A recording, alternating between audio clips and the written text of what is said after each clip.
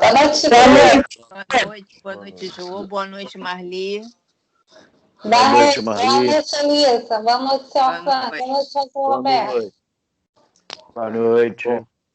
Boa noite, né?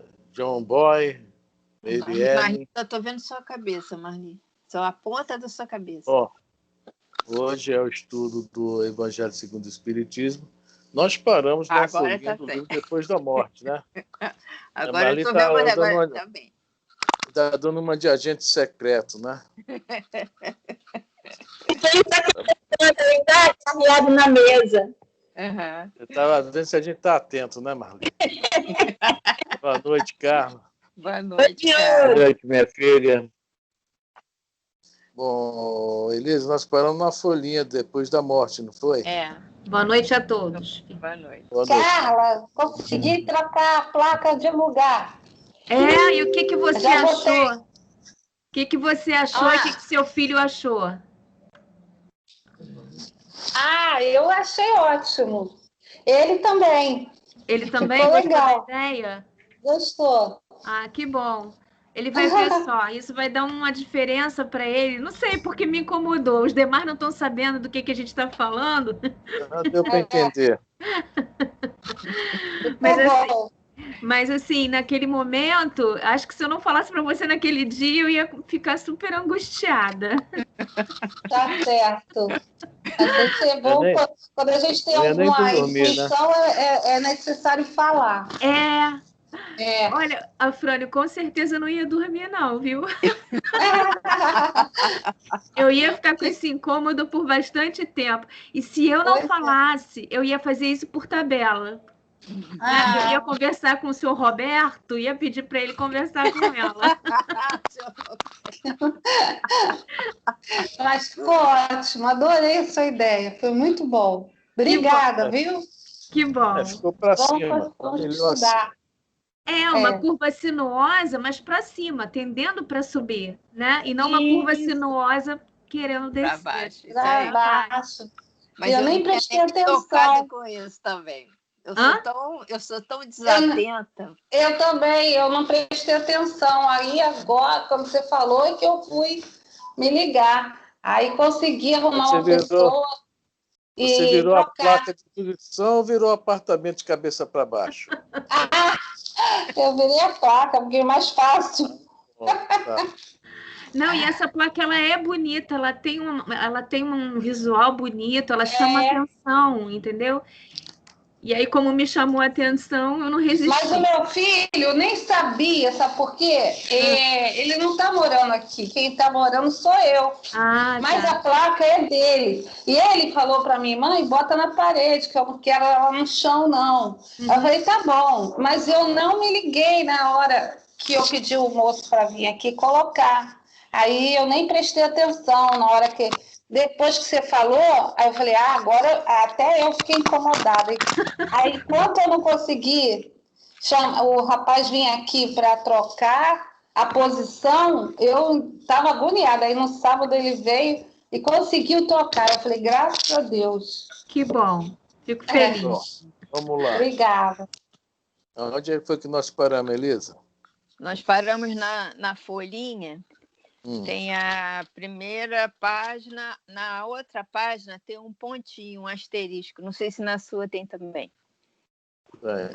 Nós vamos começar no Evangelho daqui a pouco, Nisso. Primeiro nós vamos acabar de ler uma página que nós estávamos lendo do livro Depois da Morte. Tá? Página 80. Não, do livro Depois da Morte? Isso. No meu é 142. Esse já está depois da morte. O meu está 80. Quem está no processo aí, quem não está? Vamos lá. Tá. Bom, vamos continuar. Afrânio, você quer falar a história? Por que a gente está lendo essa página? Alguma coisa para o pessoal entender? Isso é. Nós estamos lendo o item 21, se não me engano, do Evangelho, capítulo 5, né? Sobre a questão de perda de pessoas amadas e mortes prematuras. É uma coisa muito difícil para a gente aceitar, né? Nós temos muita dificuldade nisso, demoramos muito a não fazer, ao ponto que tem muita gente que passa o resto da vida ainda, né, sentindo esse golpe, né? E o Leon Denis tem essa página muito bonita, que é sobre as provas e a morte. Ele vem explicando vários tópicos a respeito disso, que a pessoa, né, tem que estar prevenida. Vamos começar 2 parágrafos antes, Elisa. Está lá, a prova é um remédio. Né? Tá. Por quê? Ele está falando justamente sobre isso, que o que nós achamos... Até ele vai falar aqui na página, uma coisa que eu achei muito interessante. Como é que nós vamos saber, às vezes uma criança, é um espírito que teve uma encarnação anterior muito legal, muito boa, e precisa fazer um pequeno complemento nessa vida. Aí vem e desencarna com 6 anos de idade. Fica todo mundo sentido, era um anjinho, isso e aquilo, mas para ele, a necessidade dele era só essa. E é o melhor para ele. Ao ponto de os espíritos falarem, pô, ele saiu da prisão, ele está em liberdade. É assim que os espíritos consideram o nosso desencarne. É liberdade. A gente aqui está preso na cara, a gente está achando que aqui que é o nosso sentido material, né? Muito materialista ainda. Nós estamos nos espiritualizando. E, na realidade, a morte é uma libertação, principalmente para quem teve uma boa vida. Uma boa vida que eu falo no sentido de realizar boas coisas. Né? Boa vida de comer pizza de 4 queijos e o queijo não estava legal, agora é só 3 queijos, né? Então, tá rindo ali? Então, dá a boa vida no sentido de fazer as coisas certas, as coisas corretas, tá? Em tudo. Quando nós falamos em tudo, no meu trabalho, se eu faço meu trabalho corretamente, tá? Pô, estou agindo muito bem. Estou fazendo uma caridade comigo, com aquele que trabalha comigo, eu estou agindo certo. Às vezes a gente pensa que a caridade, fazer o bem, é só, né, ir no hospital e distribuir quentinha, e na realidade não. A gente colocando o nosso tijolinho na obra bonitinho, já é uma caridade. O Gari, a gente gosta de pegar o exemplo do Gari. O Gari varrer na rua é uma grande caridade. Quantas doenças ele não está evitando aí para a gente? Né? Principalmente aquele Gari que consegue trabalhar feliz, aquele que está assoviando, está cantando, pega a vassoura e dança. Né? Olha só como ele está realizando a parte dele, né? Trabalhando com o coração. Então, isso aí é muito importante. É o que o Leon Denis está falando aqui. A prova e a morte. As provas e a morte. Então, nós estamos em provas e nós vamos desencarnar uma hora. Então, nós temos que já nos acostumar com a ideia e nos preparar para a ideia através do famoso trabalho. Tá? É só isso o comentário. E vamos ler 2 parágrafos assim do nosso programa, só para a gente... Né? Pode ser mais um? Onde está escrito assim, não imitemos esses que maldizem a dor. Pode ser? Pode. Não imitemos esses que dizem Não imitemos esses que maldizem a dor, que nas suas imprecações contra a vida recusam admitir que o sofrimento seja um bem. Desejariam levar uma existência a gosto, toda de bem-estar e de repouso, sem compreenderem que o bem adquirido sem esforço não tem nenhum valor, e que para apreciar a felicidade é necessário saber-se quanto ela custa. O sofrimento é um instrumento de toda elevação. É o único meio de nos arrancarmos à indiferença, à volúpia. É quem esculpe nossa alma, quem lhe dá a mais pura forma, beleza mais perfeita. Isso aí, está faltando esse pedaço aqui no meu, mas tudo bem, né? A gente realmente, tudo que a gente consegue através de muito esforço, muito sacrifício, né, é uma coisa material mesmo. Né? A gente sonha em ter uma casa própria, sair do aluguel, aí a família se une, aquele esforço, né, aquela vontade, ó, nós vamos conseguir, vamos começar por aqui, vamos fazer isso. E um belo dia, né, como dizem os nossos irmãos aí na rua, é agraciado, né, e recebe o bem. Mas é o fruto do esforço. Tudo com mais esforço, né, é mais gostoso. O fruto é mais gostoso, o fruto do esforço. Aí, quando cai nas mãos, o que acontece? A maioria de nós não dá valor e perde. É o exemplo de muita gente que desencarna aí, pais ricos, e deixa para os filhos conseguem acabar com as fortunas, né? A gente vê muito isso aí no nosso dia a dia. Porque não tiveram aquele esforço, aquela luta que os pais travaram, né, na vida para conseguir aquilo. Né? Aqueles sacrifícios, e às vezes eu podia viajar, mas não vou viajar, eu tenho que, né, conseguir um pouco mais, ficar mais tranquilo. Apesar que eu estou dando um exemplo material, né, não tem muito a ver, mas só para a gente ter uma ideia dessa palavra do Leon Denis. Então, tudo que tem o sacrifício no meio é mais gostoso no final. O esforço, a gente vê, pô, consegui, valeu a pena. E em relação à parte moral, são as nossas mudanças, né? Quando hoje eu olho para mim e vejo que eu tenho um problema, né? Por exemplo, algum vício, né? A gula, como muito, isso me prejudica, me faz mal. E eu começo essa luta de me modificar. Tem o vício da calúnia, né? A famosa fofoquinha, crítica, e começa a me corrigir. Toda vez que vou abrir a boca, eu me lembro do Chico Xavier. Né? Toda vez que tu for abrir a boca para falar o que não deve, enfia, né, um copo d'água, conta até 10 e engole a água. Ou seja, esse tempinho de 0 a 10 dá tempo da gente, né, raciocinar e parar com o que a gente está querendo fazer. Né? Colocar o nosso pensamento em ação. Então, em relação à parte moral, então, né, o sacrifício é maior, mas o prêmio é maior ainda também, né? É bem melhor. Um dia nós vamos realmente ter esse prêmio, se Deus quiser, né? E nossa luta, através de nossa luta também.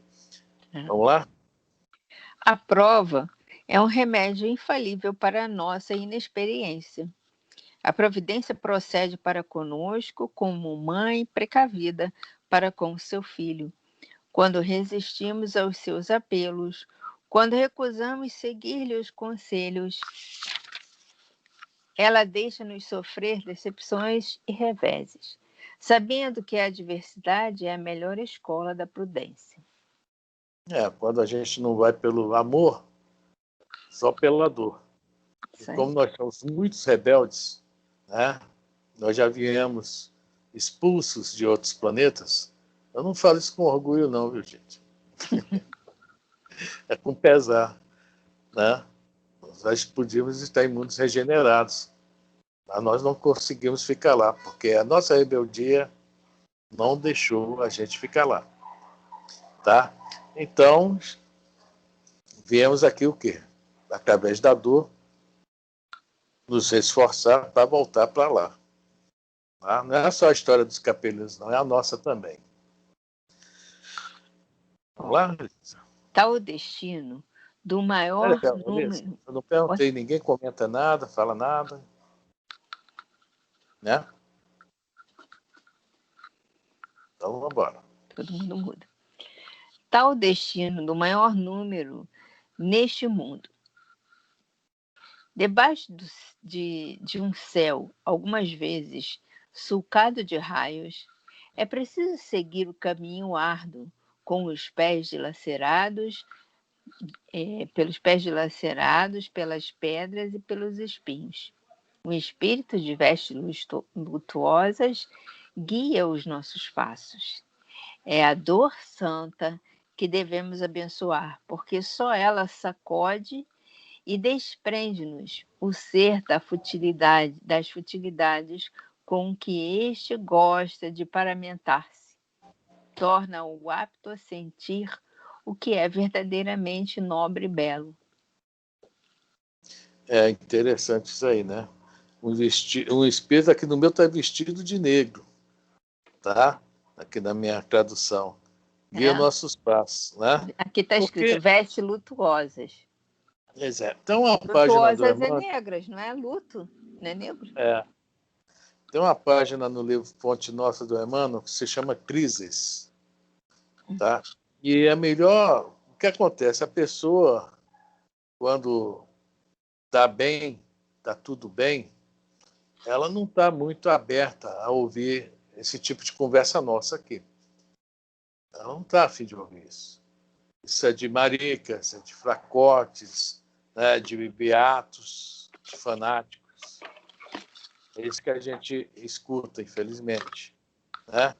Mas aí o que a Emmanuel fala, vem uma crise, pode ser uma crise, uma crise moral, pode ser uma crise, não, uma doença física que bote a pessoa de cama, e aí sim ela começa a se abrir para esse novo mundo para ela, né? Aí ela começa a entender, né, a ouvir as coisas e começa a entender por que está passando por aquilo. Então, esse espírito vestido de negro, para nós rebeldes, é necessário. Só através dessa sacude dela é que nós despertamos. Né? São as crises. Quando as crises chegam, no início a gente se desespera, fica aflito, aí começa, né, ficar aberto a informações, porque quer saber o porquê disso, quer saber como sair disso. E, às vezes, o negócio a gente começa a compreender, porque esse negócio é muito antigo, está conosco há muitos, às vezes, séculos, que não é de uma vez só que nós vamos conseguir. Nós vamos ter que trabalhar isso muito dentro de nós. Mas sem essa sacude dela, infelizmente, a maioria de nós, alguns conseguem, né? Mas a maioria não. Né? Aí vem a nossa amiguinha aí, consegue. Vamos lá? E outra coisa que eu acho legal, separa-o das futilidades vãs. Porque o nosso problema é esse, nós adoramos futilidades. Não, achei ótimo, das futilidades com que este gosta de paramentar-se. Aqui está de se enfeitar, quer dizer, paramentar. E aqui está futilidades vãs. Por quê? A gente dá muito valor às coisas que não têm valor, na realidade. A gente que cria o valor em cima daquilo. E depois que a gente descobre isso, né? Exemplo, quem já fumou, exemplo. Fumou e um dia, vou parar de fumar. Faz aquele esforço tremendo, que é uma dependência química, e depois de um certo tempo, olha para o cigarro, onde eu estava com a cabeça. Onde eu estava com a cabeça. É assim mesmo. Falo por mim, tá, que fui fumante. Era 2, 3 maços por dia. Hoje eu fico olhando onde eu estava com a cabeça. Que prazer. Quer dizer, eu botava prazer, uma futilidade, uma bobagem. Achava bonito. E isso em vários setores. Eu estou dando um exemplo, tá? Mas tem 1000 exemplos para isso aí. Tá? Que a gente, quando descobre que aquilo não tem o valor que a gente estava dando, a gente vê o tempo que perdeu. Ninguém comenta nada? Afrânio, Carla. Nesse momento, quer dizer, com relação ao cigarro, provavelmente dito, né, e outras drogas desse mesmo tipo, ele começa pela associação, ou seja, a primeira ideia é que você quer pertencer a um grupo, né? Então, você quer fazer parte daquele grupo que fuma, que você achava bonito, ou porque vai te chamar para... né, o grupo de amigos que vão te chamar para sair. Então, quando isso acontece na adolescência, não digo nem no tempo dos meus avós, porque nessa época eram os próprios pais que ofereciam para os filhos o cigarro, né? Mas na época de adolescente, isso começa pelo sentimento de pertencer a um grupo. Acontece que depois isso torna, assim, um problema físico, no sentido de que aquela droga entra no organismo, né, e o organismo fica viciado naquela substância.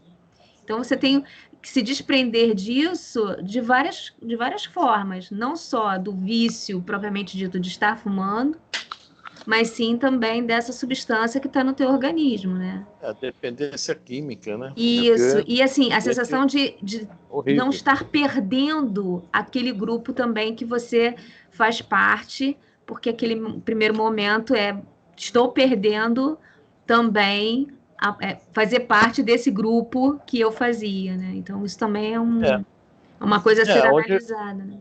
Então, é o lance que você coloca os teus valores aí, né, Carla? Os seus valores ficam aí, você investe aí E, na realidade, isso não tem valor, né? Mas, naquele momento, né? Se lembra das propagandas, quando existiam, né? Sim. Aquele cowboy lá no meio daquele lugar bonito, lá nos Estados Unidos, naquele prado, né? Fumando um cigarro. Então, tinha outro que era a onda lá do surfista.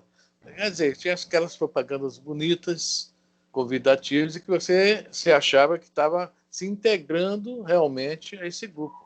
Você não, todos aqueles que praticavam isso, né? Que fumavam e fumam até hoje. Mas é isso aí, são as futilidades que a gente coloca nossos valores.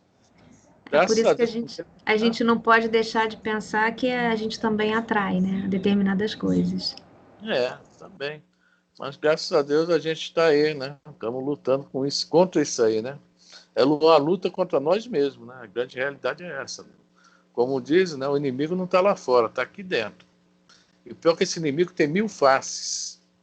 1000 faces. A gente tem que, toda hora, né? Vamos descobrindo uma e eliminar, né? Digamos assim, a palavra. Talvez não seja essa palavra correta, mas só para a gente ter uma ideia. Então tá aí. Tá? Provas que nós temos que passar. Sabemos que vamos. Afrânio, e essas influências. Afrânio? Fala. E essas influências são muito fortes, né?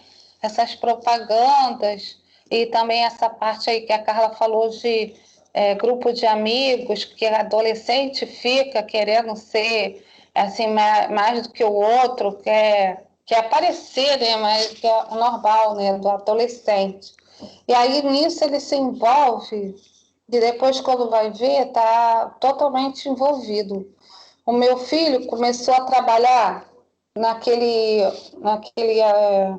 empresa Philip Morris, de cigarro. E passados os tempos, ele começou a fumar. E aí eu falei, meu Deus do céu, para que você está fumando? Você viu que seu avô morreu de fumar cigarro, ele teve uma edema pulmonar.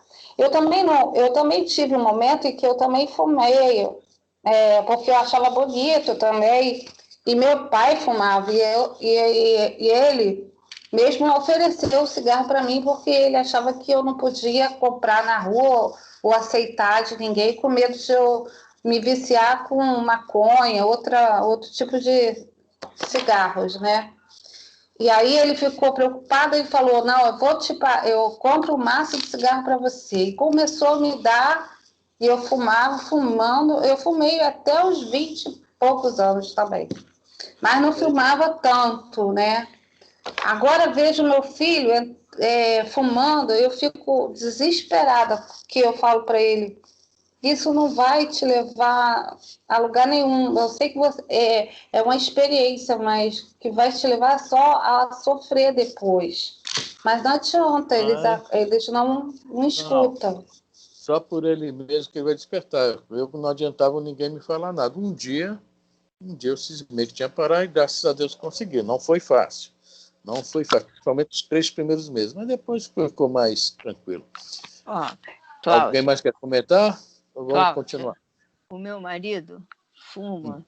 Quando eu conheci o meu marido, eu tinha 16 anos, ele já fumava. Ele tinha 21 e já fumava desde os 15. Eu fumava, mas eu logo parei de fumar. E ele continuou fumando e fuma até hoje.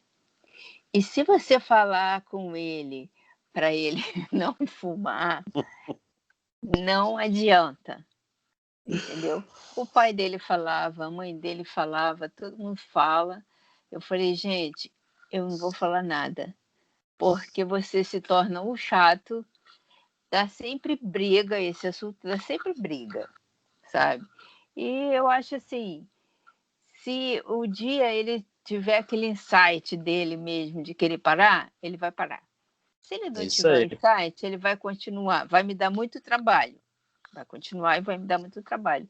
Mas não vai resolver eu ficar falando toda hora e a gente brigando toda hora por causa disso também, entendeu? Então, eu estou deixando o tempo passar, tá? Ô, Elisa, Você vai não me tem desculpar, jeito. mas seu marido não fuma, não. Não. Seu marido come o cigarro. Nossa Senhora. O jeito é aguardar mesmo, porque só ele pode despertar. Eu, quando resolvi parar, eu parei, olhei para o cigarro e falei, não quero mais isso na minha vida e acabou. Eu não, graças a Deus, eu acho que eu não era viciada. Eu estava fazendo aquilo por hobby, sei lá, porque eu larguei e não senti vontade, não tive nenhuma crise de abstinência, nada disso. Eu virei minhas costas mesmo para ele. Só que meu filho, ele não está tendo essa mesma força. E aí eu fico preocupada, porque ele também ficou envolvido nessa empresa, né? E estimulou, né? Porque o pessoal lá deve fumar, não sei. Mas... Deve ter desconto para comprar cigarro, né? Não, eu acho que assim, tudo é a necessidade da pessoa, entendeu? Eu fumava. Quando eu descobri que estava com lúpus, o médico falou, você fuma? Eu disse, fuma. Ele disse, se eu fosse você, não fumava mais. Pronto. Foi suficiente. Para não ter um problema pulmonar, se eu fosse você, eu não fumava mais. Parei de fumar. Bom, entendeu? Tudo é necessidade. Só mais uma coisa para fechar esse assunto. Nós falamos da questão de querer se integrar a um grupo e tal, né? Se sentir mais, né, mais forte, mais isso, mais aquilo. Nós falamos aí, a Carla falou sobre a questão da influência e também, toda vez que qualquer tipo de vício, né, um copo de cerveja ou um cigarro, seja que for, seja lá o pozinho lá da cafungada, não tem jeito, sempre vai haver companhias do outro lado, tá? O Amatiz, quando fala em questão de bebida, que foi onde ele atacou mais, ele nos chama aquele que bebe, nos chama de canecos vivos. E nós vamos ver na literatura espírita muito sobre isso. A gente não comenta muito esse lado, que o nosso estudo é mais, né, estamos falando de evangelho, lógico que isso faz parte, mas é um assunto à parte. No livro Missionários da Luz, nós vimos a questão da bebida, tá? No livro Sexo e Destino nós vamos ver também onde tem uma pessoa bebendo, geralmente tem 3, 4 acompanhando, desencarnados. Por isso que o bêbado raramente morre atropelado, porque ele é muito guiado, porque eles precisam daquele, tá? Aquele instrumento para continuarem bebendo, os desencarnados. Tá? Vai falar, Zé? Não, tranquilo. Então vamos lá. Eu só quero fazer um alerta, Afrânio. Fala. Pessoal, cuidado com o excesso de álcool gel. Tá todo mundo ficando viciado, né, Carla? A mão tá doidinha todo aqui. Mundo viciado com álcool gel. Ainda bem que eu passo muito tempo em casa, então eu fico muito no sabão. Bom, sobre o efeito desses ensinos, a que se reduz a ideia da morte. Perde todo o caráter assustador. A morte mais não é que uma transformação necessária e uma renovação, pois nada perece realmente. A morte é só aparente, somente muda a forma exterior. O princípio da vida, a alma, fica em sua unidade permanente, indestrutível. Esta se acha, além do túmulo, na plenitude de suas faculdades, com todas as aquisições com que se enriqueceu durante suas existências terrestres. Luzes, aspirações, virtudes e potências. Eis aí os bens imperecíveis a que se refere o Evangelho quando diz: os vermes e a ferrugem não os consumirão, nem os ladrões os furtarão. São as únicas riquezas que podemos levar conosco e utilizar na vida futura. Caramba, tem tanta coisa que não tem aqui no meu. É mesmo? Mas muita coisa mesmo, né? Vou fazer uma vaquinha e vou comprar um livro da febre para você. Esse aqui é do Leon Denis, que tem várias edições. Eles escolhem uma e editam, né? Como deve ser diferente da febre, né? Mas é isso aí, né? A gente tem que investir onde está falando aqui. Nem os vermes, nem a ferrugem corrói, né? Os ladrões os furtam. São as únicas riquezas onde nós devemos investir. Então, essas futilidades, essas vaidades, né? Tem o Eclesiástico que fala vaidade das vaidades, né? E a gente lê e acha que vaidade é simplesmente querer, às vezes, andar bem arrumadinho, não sei o quê. Não, isso é muito... Essa palavra abrange muita coisa. Porque, às vezes, eu não sou vaidoso com minha aparência, mas sou vaidoso com outras coisas. Com 1001 outras coisas. Não é isso? Às vezes eu sou assim... não, sou Cadê a Lourdinha? Não está aí hoje? Não, falar de professor, a Lourdinha hoje não está aí. Não. Sou um professor num colégio, começo a me destacar um pouquinho e já acho que eu sou o melhor. Né? É uma vaidade. Aí vai e tudo isso aí são, né, o que está falando aqui do Evangelho, né?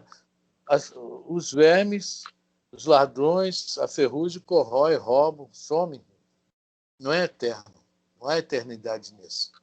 Os bens que nós devemos procurar adquirir são os bens eternos. É procurar primeiro o reino dos céus. É o conselho de Jesus para nós. E a questão da morte, quer dizer, está muito relacionada a isso. Por isso que nós estamos lendo essa página. O nome lá da página, repetindo, do Evangelho segundo o Espiritismo, é perda de pessoas amadas e mortes prematuras. O quanto nos chocam isso. Vamos lá, Elis. Tomara que o meu agora continue igual. A morte e a reencarnação que se lhe segue em um tempo dado são duas condições essenciais do progresso, rompendo os hábitos acanhados que havíamos contraído. Elas colocam-nos em meios diferentes, obrigam a adaptarmos-nos às mil faces da ordem social e universal. Por quê? Nós vamos sempre reencarnar em planos que nós necessitamos, e às vezes não é aquele que vamos estar sempre tendo alguma mudança. Não vamos ficar somente naquilo ali. É outra coisa que... Vou falar mais ninguém, não. Por isso que a morte é bom, tá? Tá? Ela vai nos levar a reencarnar, e dentro dessas reencarnações, né, sempre girando, ora aqui, ora ali, ora num país, ora em outro, ora branco, ora negro, nós vamos o quê? Nos enriquecendo. Vamos, né, passando pela pele aquilo que os outros já passaram, vamos aprendendo através do próprio suor. Então, está falando aqui, né? Você não fala isso, né? Fala legal aqui, rompendo os hábitos acanhados. Nós estamos num país que às vezes tem alguns hábitos aqui que não estão muito legal. De repente nós vamos reencarnar em outro país que nós vamos ver que isso aqui é uma bobagem. Vamos sair desse... Tá? Alguém aí, ouviu? A morte é legal, tá vendo? Vamos fazer a cabeça de todo mundo aqui agora. Né? Vamos lá. Quando chega o declínio... Porque a morte é uma renovação, né? Eu vejo dessa forma. Assim, a morte muita gente fica assustada, porque acha que é algo assim macabro, uma coisa assim, terror, e né, já tem aquela visão da morte dessa maneira. Mas lá no México, a morte é feita até uma festa lá. Tem até a Santa Morte, que é uma santa que eles fazem um culto, né? Uma adoração, uma festa mesmo. E a gente aqui, a nossa cultura aqui do Brasil não tem essa visão. Mas eu acho que deveria ser assim, uma festa. Apesar de as pessoas não entenderem, né? Felizmente. Infelizmente nós somos aí, a nossa cultura está acanhada em relação a isso que está falando aqui, né? Estamos acanhados. Por exemplo, os druidas, nós estamos falando de um povo que viveu há mais de 1000 anos atrás, tá? Lá nas Galhas, na França, onde o nome é Allan Kardec, ele foi um sacerdote lá. Então, na época dele, o pessoal até fala, e entre eles, um emprestava uma coisa a outro, sabendo que se não recebesse de volta nesta vida, receberia na outra. Olha só. Isso quer ter uma certeza na reencarnação e na vida eterna, né? Entendeu? Quer dizer, nós tínhamos que ter essa ideia. Se eles já tiveram isso há 1000 e poucos anos atrás, por que nós não? Né?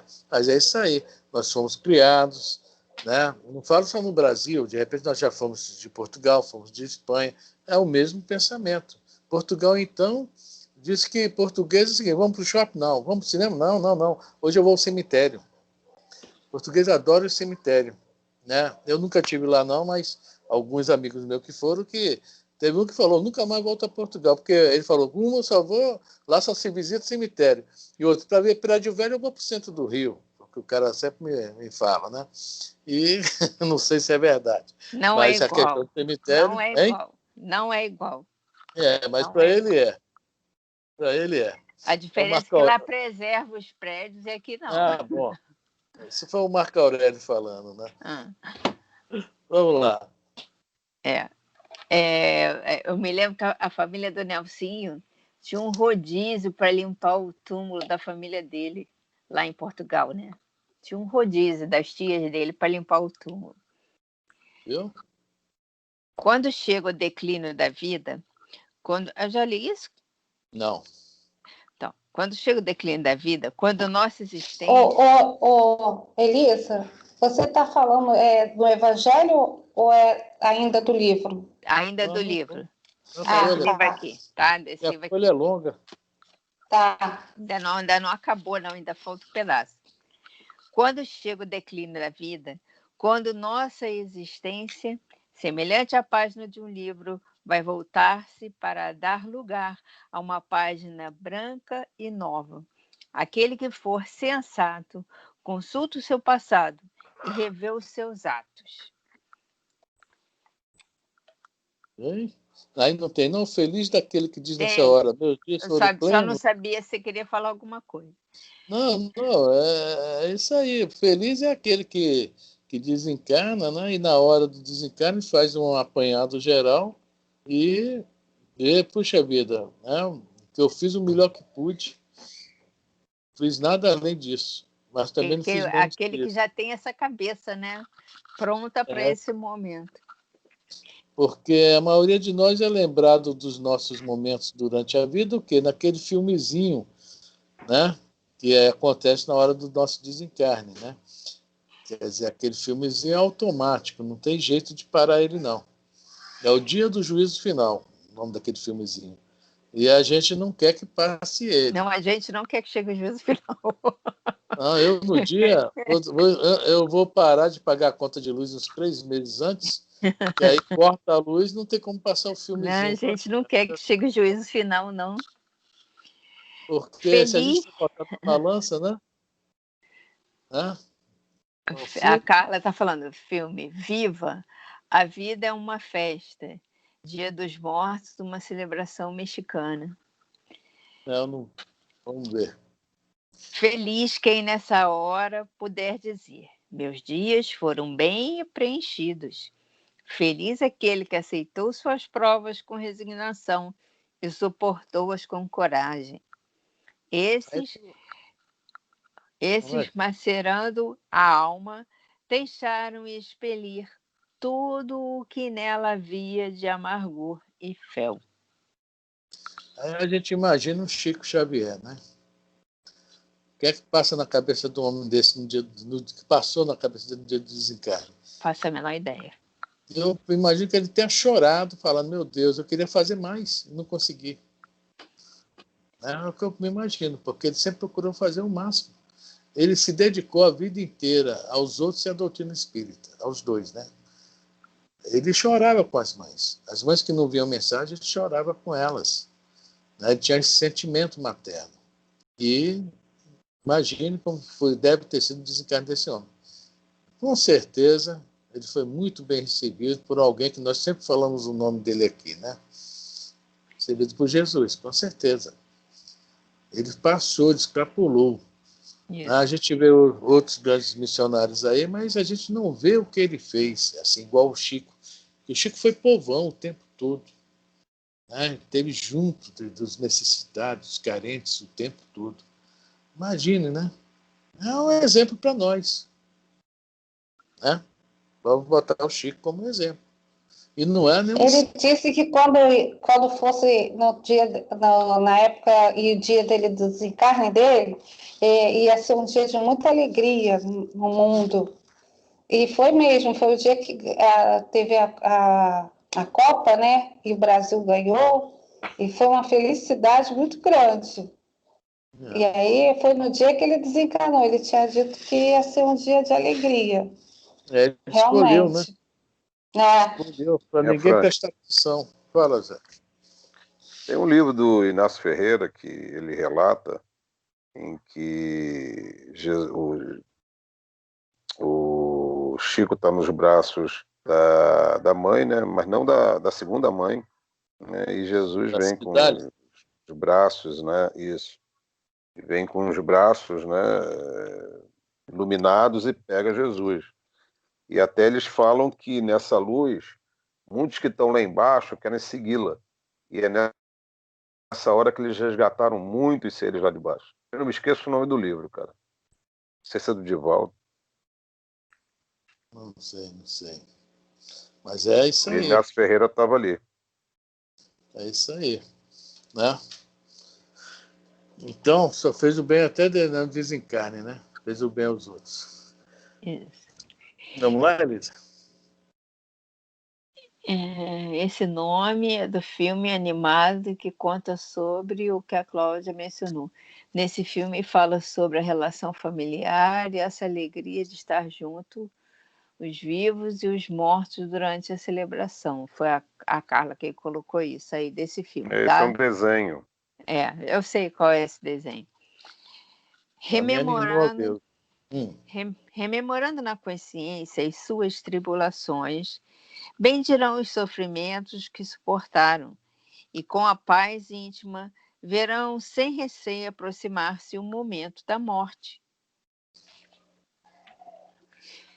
Digamos adeus às teorias que fazem da morte a porta do nada, ou o prelúdio de castigos intermináveis. Adeus sombrios fantasmas da teologia, dogmas medonhos, sentenças inexoráveis, suplícios infernais. Chegou a vez da esperança e da vida eterna. Não mais há negligentes trevas. Negrejantes trevas. Porém, sim, luz deslumbrante que surge dos túmulos. Então, o que nós vivemos há séculos, milênios, é isso aí. Né? Os sombrios fantasmas da teologia, onde? Nos dogmas, tá? Há esse dogma, há vários dogmas em relação à morte, tá? E nós passamos por eles, aprendemos eles, convivendo com eles muitos séculos, né? Sentenças, céu e inferno, que senão vai para o inferno, etc. Já imaginou? Suplícios infernais, ou seja, castigo o tempo todo. Não há nada disso. O Espiritismo nos esclarecendo é aí a vez da esperança, a vez da vida eterna. É o modo que nós vimos durante esse tempo todo e nós temos que agora modificar. E como tudo é difícil, exige muita luta de todos nós, né? Para a gente começar a colocar essas ideias. A Elisa tem o livro Vida Feliz. Elisa, eu comprei um, tá? Não sei onde está, não comprei. Mas na página 60 do Vida Feliz, da Joana de Anjos, vem falando sobre isso. Pense na morte todos os dias, porque ela virá com certeza. Não adianta fugir, não, tá? Com certeza. A irmã Sheila também fala isso. Né? Então, a gente já tem que ir se acostumando com uma coisa que é, como diz o outro, é fatal. Né? É fatal, não tem jeito. É uma das fatalidades que existem. Por que tanto medo? Os dogmas que nos ensinaram, e isso aí. Os medos também devido ao que, como nós vivemos. Aí entra os suplícios eternos, né? Os suplícios infernais, né? Etc. Fala, Zé. Não, eu não tenho medo nenhum, mas não quero ir ainda, não. Então, deixa ela quieta lá, né? Eu deixo para vocês irem. Não, pode, à vontade. Quem quiser, por favor, traga notícias. Tudo a seu tempo. Afrânio, você falou que é fatal, né? Eu aqui ouvindo você falar, eu interpretei de outra forma. Fatal é a vida. Na realidade, a gente não sabe se ela vai dar continuidade no primeiro segundo que ela acontece, né? Mas a morte não é fatal, porque a morte é certa. A vida não, a vida é fatal, porque a criança nasce, às vezes, no primeiro suspiro, ela já não existe mais. Então, se a gente for parar para pensar no fatal, eu estava aqui fazendo Esse ponto de vista aí é verdade, é o contrário. Fazendo uma reflexão sobre o que você falou, então o fatal, na realidade, é a vida, né? E não a morte. Mas os dois acontecem, não tem jeito. É uma reflexão.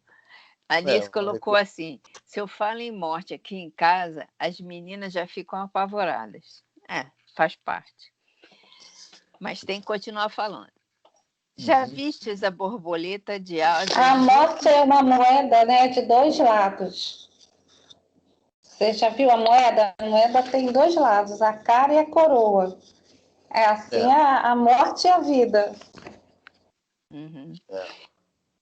Já vistes a borboleta de asas multicores? Despira informe crisálida.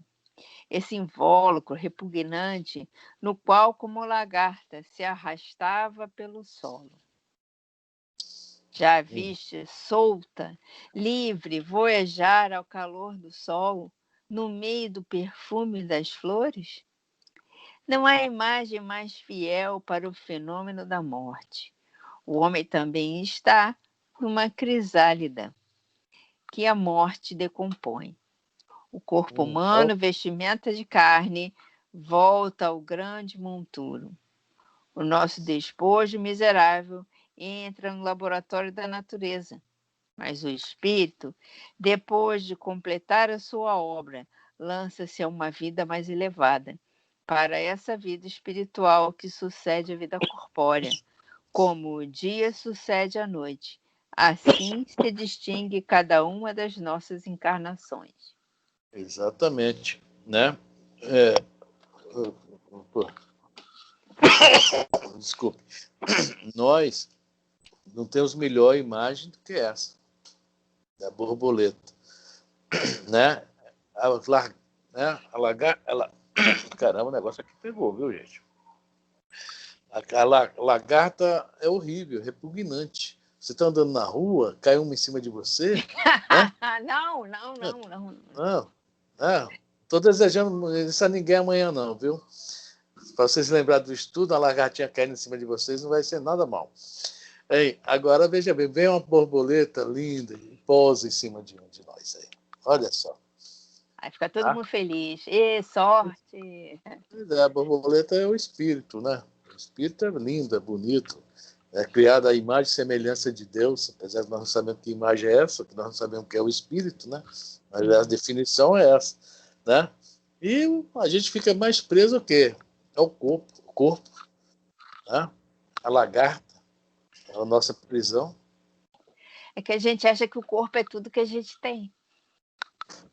Principalmente quando você é bonito, né, Elisa? Principalmente quando não tem espelho em casa. Vamos lá. Senão nós vamos acabar a página hoje. Começando a aula. Firmes nestes princípios, não mais temeremos a morte. Como os gauleses, ousaremos encará-la sem terror. Não mais haverá motivo para receio, para lágrimas, cerimônias sinistras e cantos lúgubres. Os nossos funerais tornar-se-ão uma festa, pela qual celebraremos a libertação da alma, sua volta à verdadeira pátria. Não é isso que acontece, que nós lemos no Livro dos Espíritos?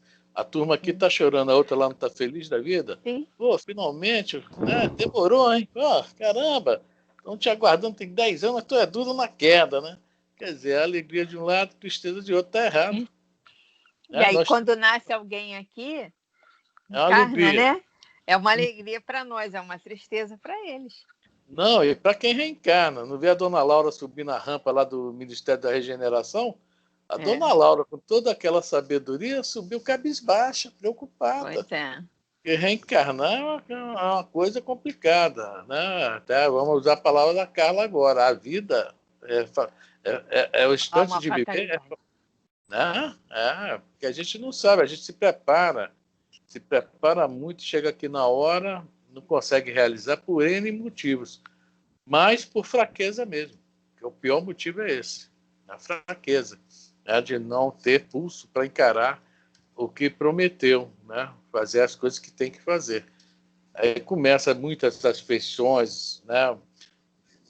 Muita coisa de fora influenciar o que estava por dentro, e o que estava dentro, que tinha que se impor, não consegue, né?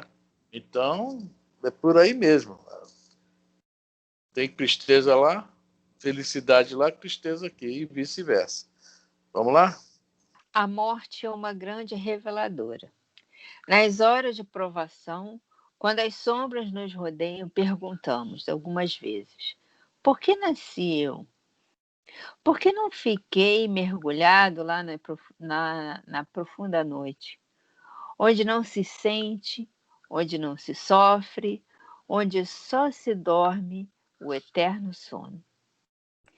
E nessas horas de dúvida e de angústia, uma voz vem até nós e diz-nos: sofre para te engrandeceres, para te depurares. Fica sabendo que teu destino é grande. Esta terra fria não é o teu sepulcro. Os mundos que brilham no âmbito dos céus são tuas moradas futuras, a herança que Deus te reserva. Tu és para sempre cidadão do universo. Pertences aos séculos passados como aos futuros. E na hora atual preparas a tua elevação. Suporta, pois, com calma os males por ti mesmo escolhidos. Semeia na dor e nas lágrimas o grão que reverdecerá em tuas próximas vidas. Semeia também para os outros, assim como semearam para ti. Ser imortal, caminha com um passo firme sobre a vereda escarpada até as alturas de onde o futuro te aparecerá sem véu. A ascensão é rude e o suor inundará muitas vezes o teu rosto, mas no cimo verás brilhar a grande luz. Verás despontar no horizonte o sol da verdade e da justiça. Então, isso aí né, é a voz da esperança. Só que ele não vai falar aqui que é a voz da esperança, vai dar outro nome. Né? É a voz que nós devemos pensar, e nós não conseguimos pensar assim. Mas essa é a grande realidade. Nós não vamos ficar aqui para sempre, sofrer para sempre. Nós estamos num aprendizado. E nesse aprendizado nós já erramos demais, o sofrimento faz parte, porque nós semeamos ele, estamos colhendo ele, né? Diz que a semeadura é livre, mas a colheita é obrigatória. E aí vai por diante. Tudo que ele fala aqui é o que a gente deveria pensar. E pensando nisso, né, nós vamos ter que encarar os dois lados, tanto a morte, o desencarne, como o reencarne, como coisas normais e proveitosas para nós. Mas como nós falamos ainda há pouco da Dona Laura, não parece que é assim também que a gente vê o negócio quando está do outro lado, não. Quem é a bola da vez aí para reencarnar? Elisa. Imaginou? Que alegria, né? Subir aquela rampa. Ai, meu Deus do céu. Fico só imaginando. Dependendo das escolhas que forem feitas, então. Eu fico imaginando como é que eu vou reencarnar de novo, porque eu não consigo ficar dentro de uma máquina de ressonância magnética 30 minutos e 9 meses dentro de uma barriga. Como é que vai ser?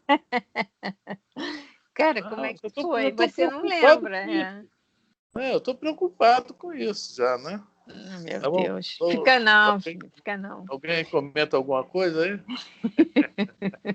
Ninguém tem medo de fazer ressonância magnética, não, né? Só eu. A Carla botou, acho que pior é subir a rampa. Eu acho que sim, porque quando você está subindo a rampa não tem mais jeito.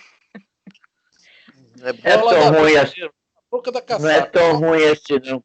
Não é tão ruim subir a rampa assim, não. Não é tão ruim subir a rampa assim, não. Se fosse ruim, ninguém se candidatava a presidente da República.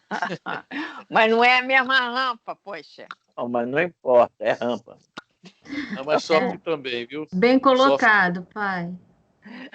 Então, eu vou ter que subir a rampa domingo para votar e não quero ir. Vou ter que ir. Ainda bem que meu cabelo é branco, eu já vou na primeira hora mesmo. Faltam alguns meses. Não, mas eu vou na primeira hora, que eu vou como acompanhante do Nelsinho. Ele tem 61 anos. Tá bom. Entendeu? E subir a rampa porque eu voto no Eurico Dutra. O Eurico Dutra tem rampa, né? Tem uma rampinha mesmo na entrada. A voz que assim nos fala é a voz dos mortos. É a voz das almas queridas que nos precederam no país da verdadeira vida. Bem longe de dormirem nos túmulos, elas velam por nós. Do pórtico do invisível, vêm-nos e sorriem para nós. Adorável e divino mistério. Comunicam-se conosco e dizem: basta de dúvidas estéreis. Trabalhai e amai.